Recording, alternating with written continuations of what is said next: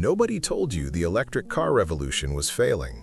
Not the auto journalists, not the analysts, not the CEOs standing on stages in front of giant screens promising you a cleaner future. Nobody said out loud that the strategy the entire Western auto industry bet its future on was cracking at the foundation. They just quietly started canceling models, pushing back timelines, and closing factories, and calling it a strategic adjustment. It wasn't a strategic adjustment. It was a collapse. And while Ford was walking back EV commitments, while GM was delaying its electric truck rollout, while Volkswagen was shutting down plants in Germany for the first time in its history, a company most Americans have never heard of was finishing a vehicle that makes the debate obsolete. Not the EV debate specifically, the entire framing of what we were supposed to want from a car. The number is 1,077 miles on a single fill-up. Read that again. Not a range estimate, not a marketing claim measured under perfect conditions on a closed track at sea level with a professional driver and no air conditioning. This is a standardized test cycle result on a mid-sized family SUV, a 5-passenger vehicle with cargo space, a vehicle that costs the local equivalent of what Americans pay for a well-equipped Toyota RAV4, and it does 1,077 miles before you need to stop. That number should not exist. And that's the point. Here's the belief that needs to break. The entire premise of the EV transition was that consumers wanted electric vehicles, that the internal combustion engine was a problem to be eliminated, that the path forward was obvious, battery only, full stop, and anyone still investing in combustion was fighting the last war. That was the story the industry told itself. That was the story it told investors. That was the story it told you. The story was wrong. Consumers didn't want electric vehicles specifically. They wanted freedom. They wanted to get in a car, go wherever they needed to go, and not have to think about it. Range anxiety wasn't a temporary public relations problem that would fade once charging infrastructure caught up. It was a signal. It was millions of buyers telling the industry exactly what they actually needed, and the industry decided it knew better. The Galaxy M7 is what happens when an engineer takes that signal seriously. The combustion engine inside it operates at 47.26% thermal efficiency. That is not a typo. The best mass production combustion engines in the world before this hit around 40 to 41% thermal efficiency.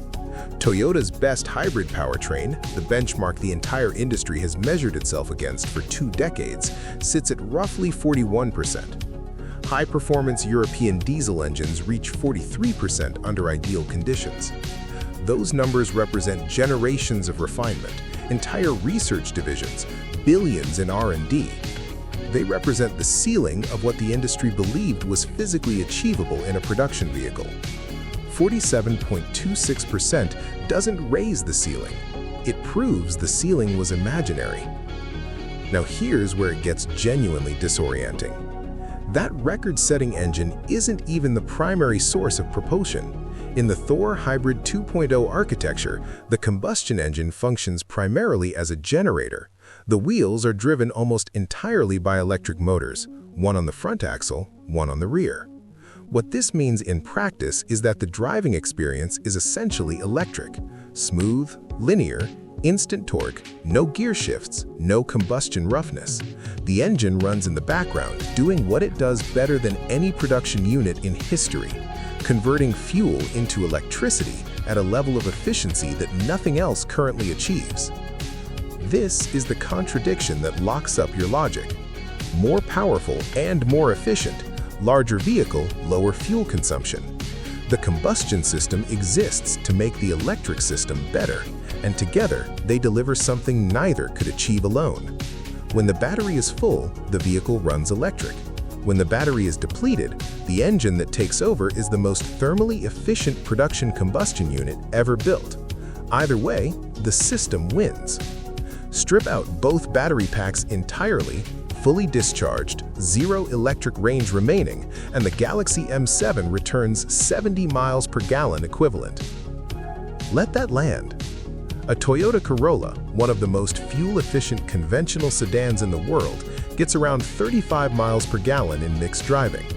The Galaxy M7 is a larger, heavier SUV with a combined power output exceeding 360 horsepower. It gets twice the fuel economy of the Corolla when the battery is dead. This doesn't compete with the segment. It makes the segment look like it was never trying. Now let's talk about why the range anxiety argument was always the wrong frame. The charging infrastructure build-out, the justification for trillions of dollars in EV investment from Western automakers, was built on a specific assumption that the problem was insufficient chargers. Build enough fast chargers and consumers would accept the EV lifestyle. 45 minutes at a highway stop, planning your route around charging availability, the math of whether you'd make it to the next station. The argument was, this friction is temporary. Infrastructure is coming. The Galaxy M7's answer is, you don't need the infrastructure. 1,077 miles. That's Los Angeles to Portland. That's Chicago to New York with fuel to spare. That's the kind of range that removes trip planning from the conversation entirely.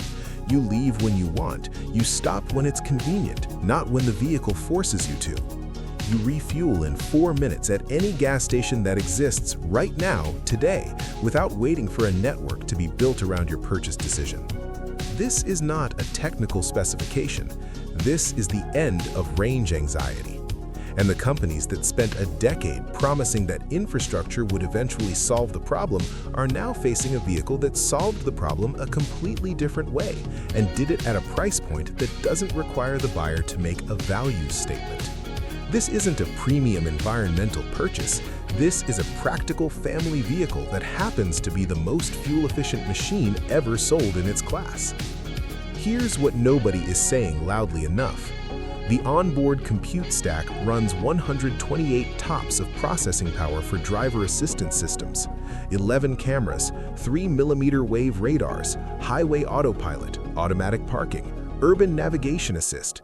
This level of ADAS capability currently exists in the American market exclusively on vehicles priced above $70,000. The Galaxy M7 packages it into a vehicle that, in its home market, costs what Americans pay for a Subaru Outback. Think carefully about that gap. The technology stack on this SUV, the range, the efficiency, the powertrain architecture, the driver assistance systems, is not what the American market has been told to expect at this price point. And that gap between what buyers have been conditioned to believe is possible for $40,000 and what this vehicle actually delivers is the real disruption. Not the range record, not the efficiency benchmark, the fact that the ceiling moved and the Western auto industry didn't notice it moving. This is what gets left out of the story. Ford's EV cancellations and delays weren't strategic pivots. They were admissions that the transition model was broken, that moving American consumers from combustion to full battery electric without a functional bridge technology, without a mature charging network in most of the country, in a market where most households don't have a garage charger, wasn't working at the speed the investment required. The demand forecasts were wrong. The infrastructure timelines were wrong. And the companies that bet their entire future on a single path through the transition are now watching that path narrow. Meanwhile, China built the bridge. Not in a presentation, not in a concept vehicle at an auto show, in production, at scale, at a price point that reaches the actual market, not the aspirational buyer who would eventually exist once everything worked perfectly. The Galaxy brand spun out of Geely into an independent mark in less than 2 years. Not because of marketing, because the technology earned it. Because you don't keep something operating at this level folded inside a parent brand. The thermal management system alone deserves attention.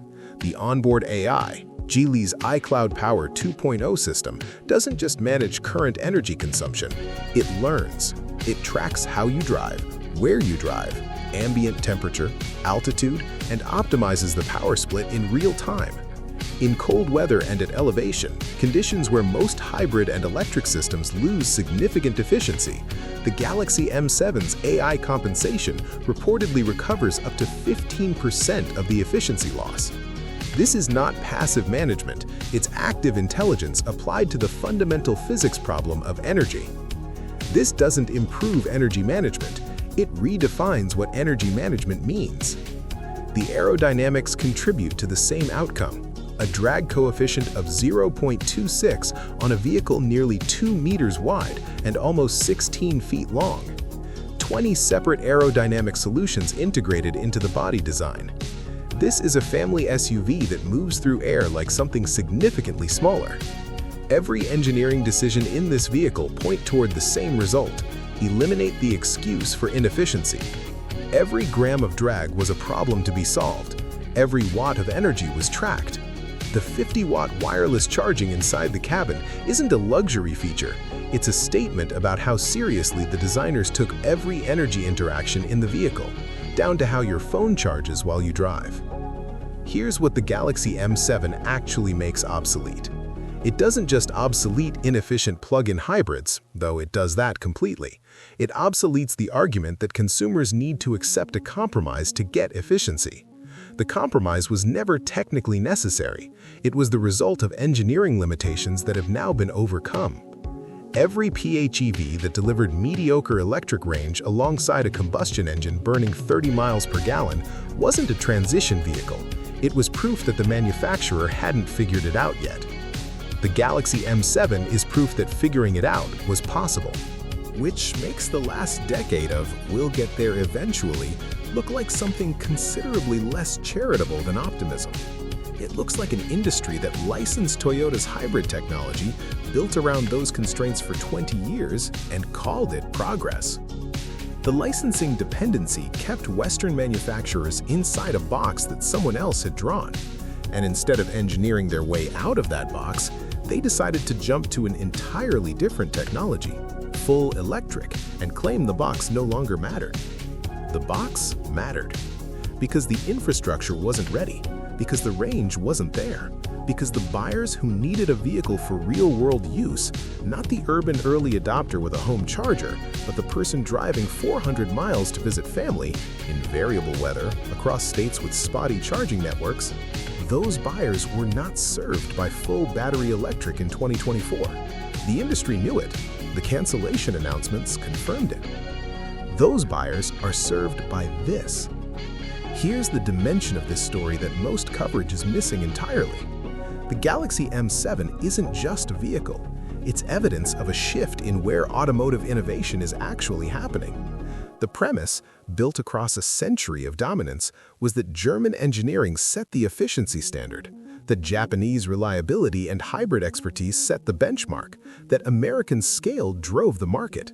Those were not wrong premises. They were historically accurate. The history is over. Not dramatically, not with a press conference or a product announcement, just with a production line in China delivering a vehicle that outperforms the benchmark on every technical axis that matters: thermal efficiency, total range, system integration, compute capability, aerodynamics, and prices it where real buyers actually live, not where premium positioning hides the cost of average engineering.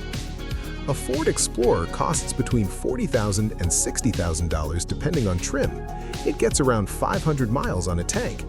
The Galaxy M7, at comparable pricing in its home market, delivers 1,077. These vehicles exist in the same price category. They do not exist in the same technological century. That's not a comparison. That's a verdict. The Western auto industry spent 10 years arguing about the destination. China built a better road, and the vehicles driving on it now carry a range number, an efficiency record, and a price point that leave no room for rebuttal. This isn't a challenge to the American auto market. This is the American auto market's new problem. And the companies that committed everything to one technological path dismissed the transition infrastructure problem as temporary and underestimated what an independent engineering ecosystem could produce in a compressed timeline. Those companies are not facing a competitive threat. They are facing a replacement.